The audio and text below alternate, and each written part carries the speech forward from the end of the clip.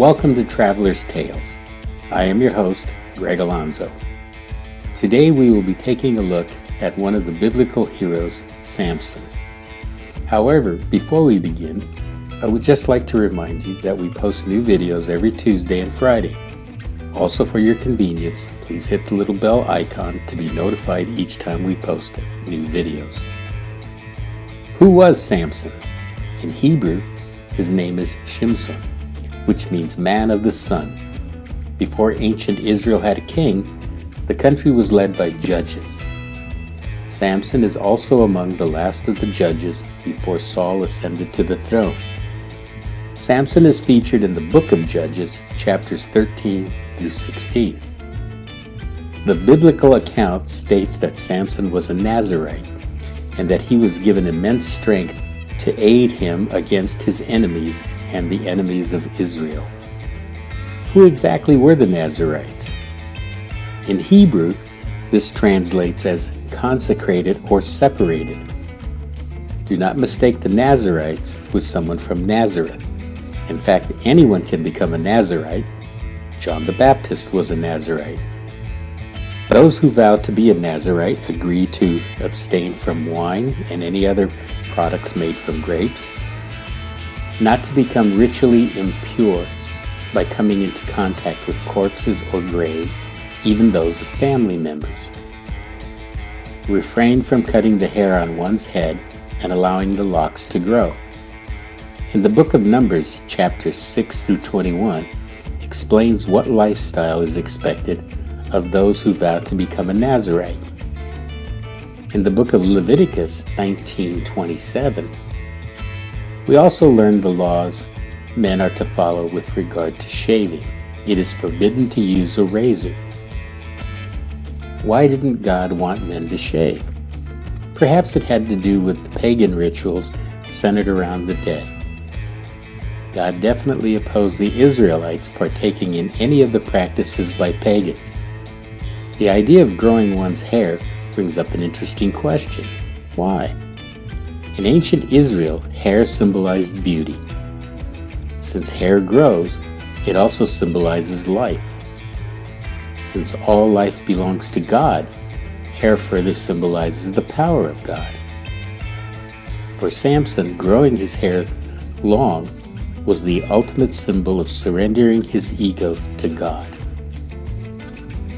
Since we are discussing the symbolism around Samson, why was the jawbone of an ass his chosen weapon to defeat the Philistines? Here the common error is to assume that the jawbone had already become brittle, when in fact the jawbone was an animal recently dead. This is clearly explained in the book of Judges, chapter 15:15. Once again we are plagued with the question, why? Up against the Philistines and insurmountable odds, Samson may have felt himself absolved from the rule of ceremonial cleanliness, which forbade a Nazirite to touch a carcass. With this in mind, the jawbone symbolically becomes a mighty weapon. Samson thus smote the Philistines. Let's not forget that Samson's reputation preceded him. It was common knowledge that the Nazirite had slain a lion with his bare hands. This is in the book of Judges, chapter 14:6. Perhaps the sight of Samson with his long hair flowing, colossal strength, and armed with only a wretched weapon for offense caused the Philistines to fall victim to fear and panic. Another thing that I find interesting about Samson is his constant socializing with the Philistines. He definitely had a penchant for Philistine women. In fact, when Samson was a young man, he left the hills and ventured to the cities of Philistia. He fell in love with a Philistine girl whom he decided to marry, ignoring the objections of his parents because the girl was not an Israelite. After the marriage, the Philistines decided to punish Samson for his many crimes against them. They savagely burned to death the girl and her father. Next, the Philistine officials sent Delilah to entice Samson. Falling hopelessly in love with the vixen, Samson foolishly told Delilah the secret to his great strength lay in his hair. While he was sleeping, Delilah's servant cut off his hair and turned him over to the Philistines. His new masters cruelly gouged out his eyes and forced him to grind grain at the mill in Gaza. While enslaved, Samson's hair began to regrow. Samson was then taken to the Philistine temple of Dagon. While resting against one of the support pillars, he prayed to God to have his powers restored, thus allowing him to bring down the columns, collapsing the temple, killing himself and all the Philistines. It has become quite clear that there was no power in Samson's hair.